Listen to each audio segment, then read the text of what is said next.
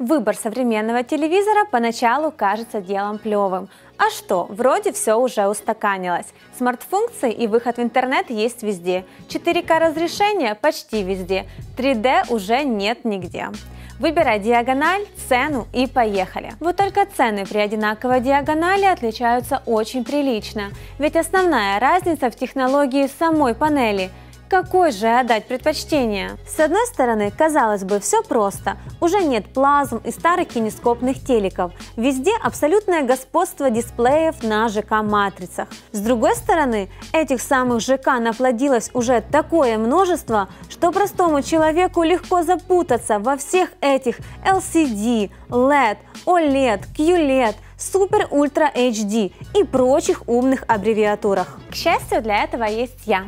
И сегодня я простым языком постараюсь объяснить, в чем между ними разница. Всего можно выделить три основных категории. Первая – ЖК-телеки с LED-подсветкой. Их мы для краткости будем называть просто LED. Уже хорошо известная технология – ЖК-матрица с цветными пикселями, за которой расположены светодиоды, подсвечивающие изображение. Вторая – недавно появившиеся панели с применением нанокристаллов или квантовых точек. Производители любят называть их Quantum LED или Super Ultra HD, но по сути это улучшенная версия LED-технологии с дополнительным фильтром в матрице из крошечных наночастиц, которые помогают улучшить картинку. Третья – модная премиум-категория на матрицах из органических светодиодов OLED. Молодая, но очень перспективная технология. В этих панелях нет подсветки как таковой. Каждый пиксель сам излучает нужный цвет. В мире нет ничего идеального, поэтому каждая из панелей имеет свои преимущества и недостатки. Давайте разложим все по полочкам и сравним LED, Super Ultra HD и OLED по основным параметрам качества картинки. И чтобы нас не обвинили в предвзятости, сделаем это на примере телевизоров одной компании LG. Ведь в ее линейке есть все три варианта. LED у нас будет представлять модель 55UK6750, Super Ultra HD 65SK8500, а OLED 55C7. Это сложно передать на видео, но по этому параметру OLED оставляет соперников далеко позади. Каждый пиксель OLED-панели отключается индивидуально, что позволяет достичь абсолютно черного цвета. И в результате картинка OLED имеет идеальную контрастность. LED и их квантовые родственники такими результатами похвастаться не могут. Там всегда присутствует небольшая паразитная засветка на черном фоне, и это хорошо заметно при просмотре в темноте. Правда, более дорогие модели LED-телевизоров, а сегодня это поголовно Super Ultra HD, имеют систему локального затемнения и могут уменьшать яркость подсветки на какой-то части экрана. Но здесь счет идет на десятки, реже сотни зон, против 8 миллионов у OLED. По этому параметру лидером остаются старые добрые LED-телевизоры и их квантовые собратья Super Ultra HD.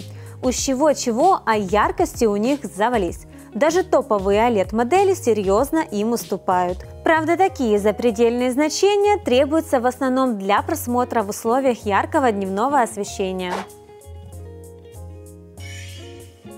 Да, обычно телевизор смотрит, сидя прямо перед ним. Но так бывает не всегда. На LED-телевизорах картинка ухудшается, если отклониться от оси на угол более 20-30 градусов. Сразу страдает контрастность и могут искажаться цвета. У квантовых моделей этот показатель лучше, а у OLED картинка практически идеальная при просмотре с любого угла.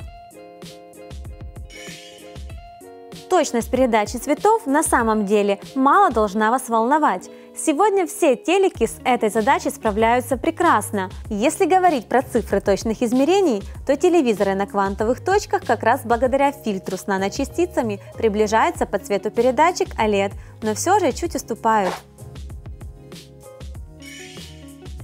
К сожалению, пока не существует дисплеев с идеальной заливкой. Если вывести на экран серый фон, то, скорее всего, вы заметите неоднородность, темные и светлые пятна, так называемый эффект грязного экрана. Мало того, этот показатель еще и пляшет от экземпляра к экземпляру.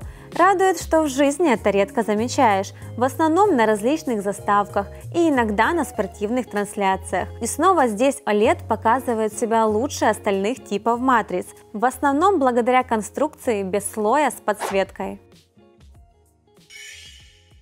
Разные телевизоры по-разному передают движение объектов на экране. Конечно, очень часто это происходит за счет всяких уплавнялок, но даже если их отключить, можно заметить, что у одних дисплеев картинка смазывается и оставляет шлейфы, а у других нет. Это зависит от скорости отклика, времени, за которое каждый пиксель успевает сменить цвет на нужный.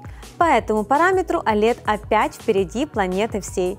Его пиксели переключаются быстрее, чем у обычных матриц, и динамичный контент на OLED выглядит лучше. Есть, правда, нюанс. Такая правдивость передачи может слегка бить по глазам на видео с низкой частотой кадров, например, кино. Там всего 24 кадра в секунду против обычных телевизионных 50-60, и вы будете замечать легкое подергивание. На других матрицах их относительная неторопливость слегка размазывает движение и компенсирует этот эффект.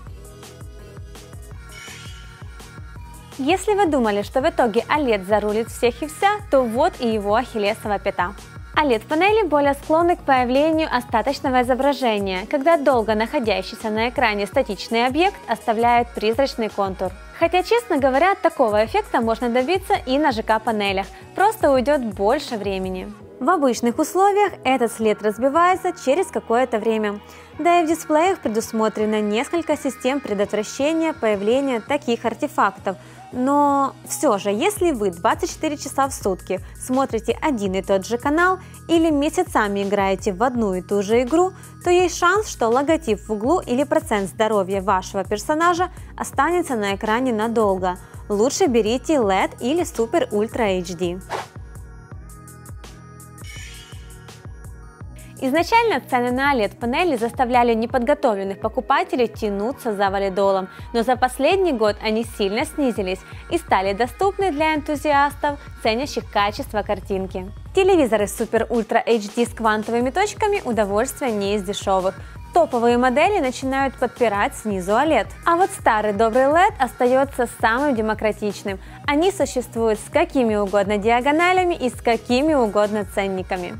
Вот вкратце плюсы и минусы каждой из технологий. Вы вольны сделать свои выводы, но вот вам очень обобщенные мои. Если у вас ограниченный бюджет, то выбирайте LED. Если вы готовы заплатить больше за картинку получше и днями залипаете в видеоигры, то ваш вариант Super Ultra HD. Но максимально достижимое на сегодняшний день качество изображения вы получите только в одном случае – с OLED. Выбор за вами. С вами была Катя. Пока!